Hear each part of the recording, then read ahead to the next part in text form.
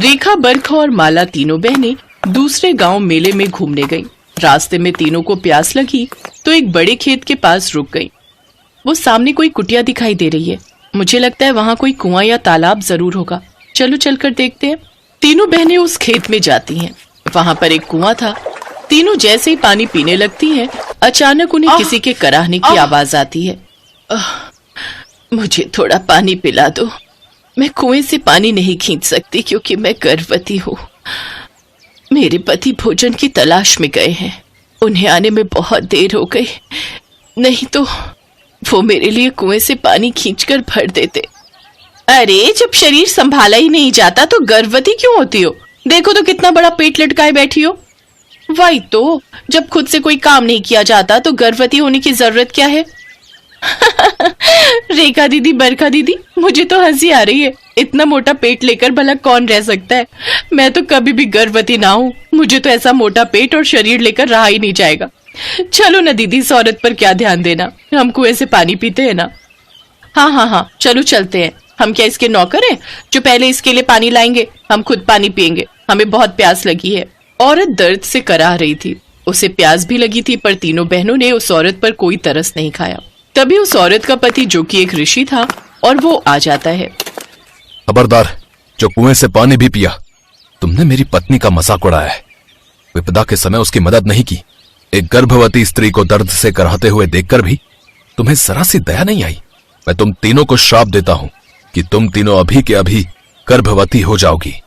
तभी तुम्हें पता चलेगा कि एक गर्भवती स्त्री की तकलीफ क्या होती है।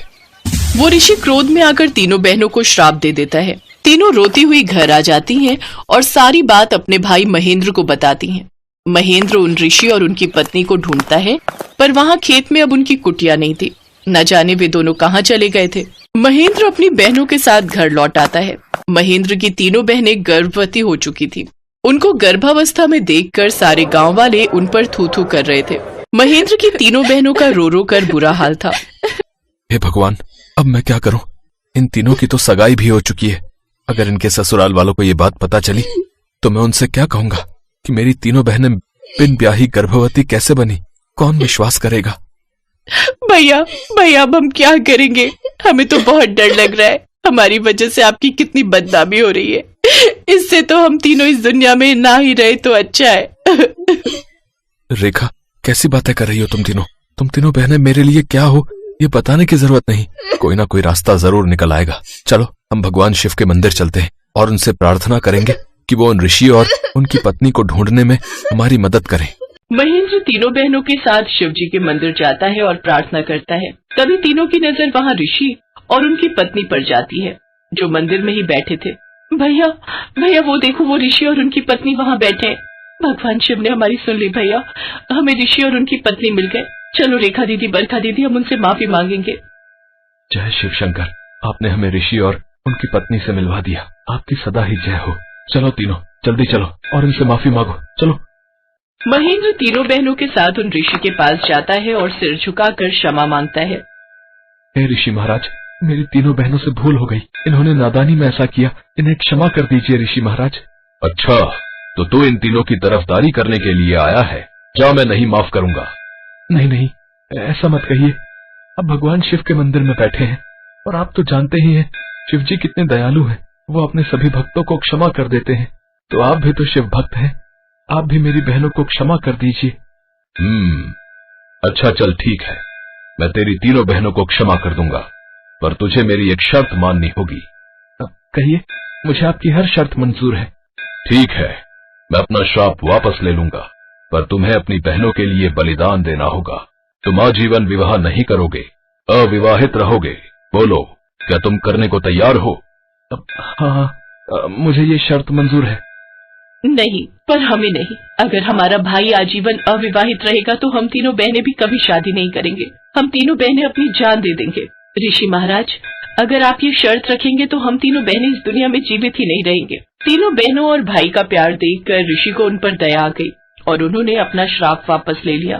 परंतु याद रहे, आज के बाद कभी भी किसी संकट में पड़े असहाय व्यक्ति का मजाक मत उड़ाना। महेंद्र की तीनों बहनें वादा करती हैं कि वो ऐसा कभी नहीं करेंगे।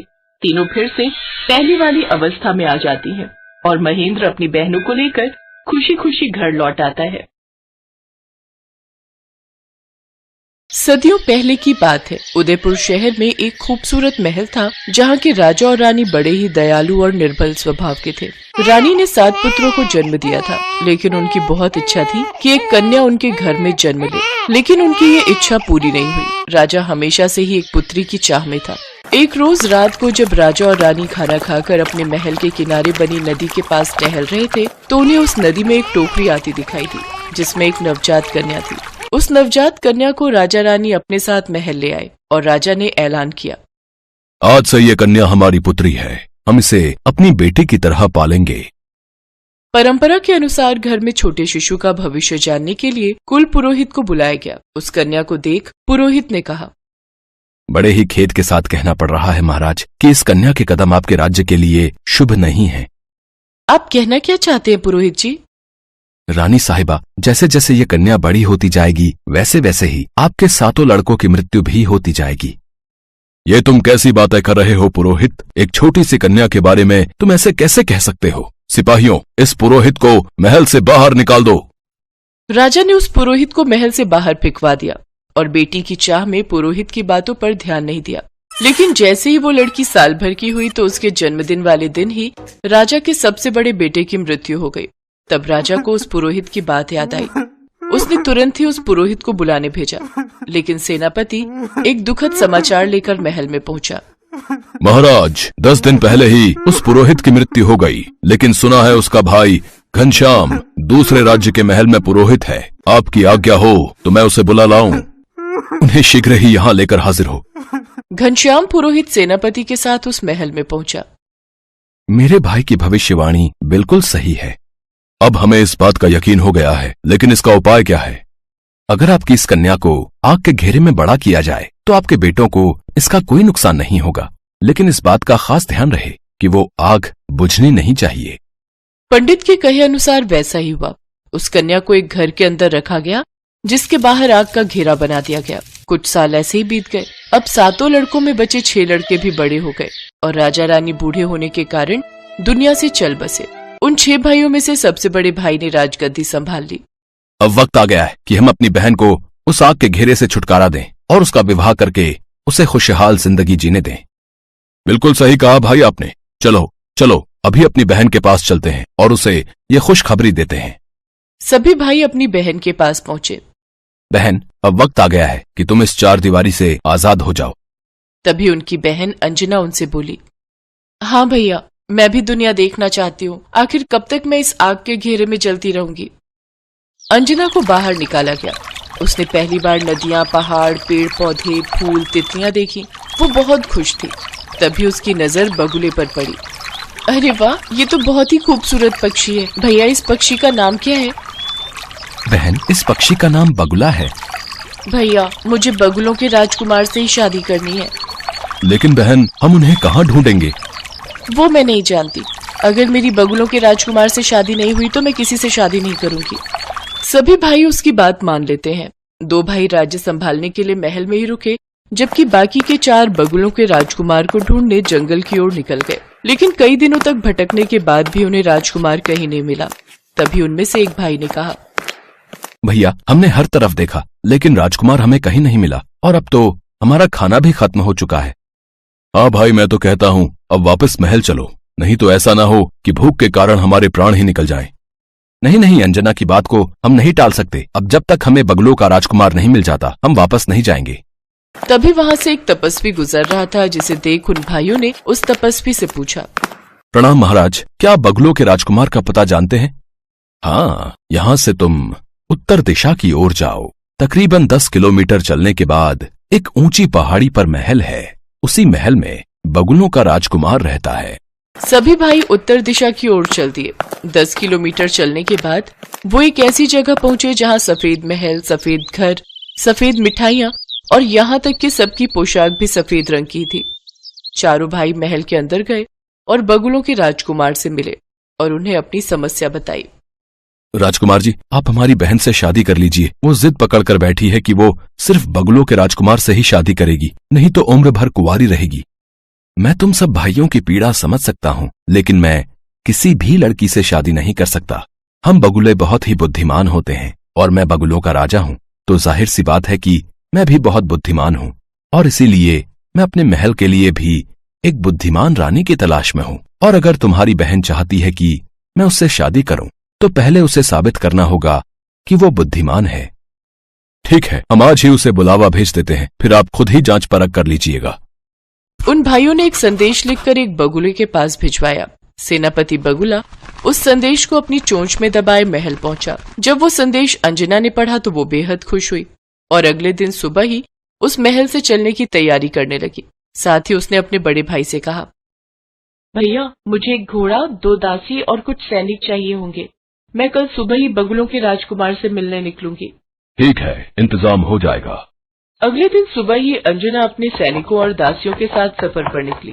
काफी देर चलने के बाद अंजना कुछ देर विश्राम के लिए रुकी और एक पेड़ की छांव में बैठे बैठे ही उसे नींद आ गई।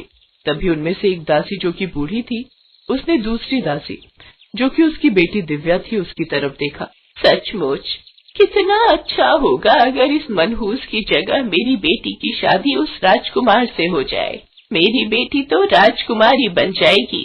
तभी उसके दिमाग में खुराफाती आइडिया आया और उसने उन सैनिकों को लालच देकर कहा, मैं चाहती हूँ कि उस राजकुमार से मेरी बेटी दिव्या की शादी हो जाए और अगर एक बार ये वहाँ की रानी बन गई तो फिर तुम लोगों की चांदी ही चांदी है। मैं इसके राजकुमार से कहकर तुम लोगों को 2-2 किलो सोना भेंट में दिलवा दूंगी, लेकिन उससे पहले तुम्हें इस मनहूस अंजना को पहाड़ी से फेंकना होगा। देखो मौका अच्छा है, वो अभी सो रही है। लालच में आकर सैनिकों ने ऐसा ही किया। उन्होंने सो रही राजकुमारी को उठाकर पहाड़ी के नीचे फेंक दिया और दिव्या दासी को राजकुमारी के लाए हुए कपड़े और गहने पहनाकर बगुलों के महल ले गए। राजकुमार जी, मैं 7 भाइयों की इकलौती बहन हूँ और आपसे विवाह करना चाहती हूँ। ठीक है, लेकिन उससे पहले तुम्हें मेरी कुछ पहेलियों का जवाब देना होगा। वो कौन सी 3 संख्याएं हैं जिन्हें जोड़ो या गुणा करो तो परिणाम सबका एक ही निकलता है? काफी देर तक सोचने के बाद भी वो दासी जवाब नहीं दे पाई। तब राजकुमार ने गुस्से में कहा, तुम्हारे भाई तो मुझसे तुम्हारी बहुत तारीफ कर रहे थे, लेकिन तुम तो इतनी आसान पहेली का उत्तर भी नहीं दे पाई। सैनिकों, जल्द से जल्द इसके चारों भाइयों को मेरे सामने हाजिर होने को कहो। कुछ देर बाद वो चारों भाई वहाँ पहुँच गए। तुम चारों भाइयों ने मुझसे झूठ कहा कि तुम्हारी बहन बुद्धिमान है, लेकिन इसे तो साधारण सा गणित भी नहीं आता। लेकिन ये तो हमारी बहन नहीं है। अच्छा, डर के मारे फिर झूठ। सैनिकों, इन सबको कारावास में डाल दो, फिर इन्हें मृत्यु दंड दिया जाएगा। कभी वहाँ अंजना आ जाती है। रुक जाइए बगुलों के राजकुमार, इन भाइयों की असली बहन मैं हूँ। अच्छा, तो फिर तुम मेरी पहेली का जवाब देकर यह साबित करो कि वो बुद्धिमान लड़की तुम ही हो। वो कौन सी 3 संख्याएं हैं जिन्हें जोड़ो या गुणा करो तो उनका परिणाम एक ही होता है? 1, 2 और 3। वाह, बहुत खूब। लेकिन अगर तुम राजकुमारी अंजना हो तो फिर ये लड़की कौन है? ये मेरी दासी की बेटी है। इन दोनों ने मिलकर रास्ते में मुझे पहाड़ी से नीचे फेंकवा दिया, लेकिन वो तो शुक्र है ऊपर वाले का कि मैं एक पेड़ में जाकर फंस गई और एक लकड़हारे ने मुझे बचा लिया। बगुलों के राजकुमार ने दासी दिव्या, उसकी माँ और उन सैनिकों को कारावास में बंद कर दिया और राजकुमारी अंजना के साथ बड़ी धूमधाम से विवाह कर लिया।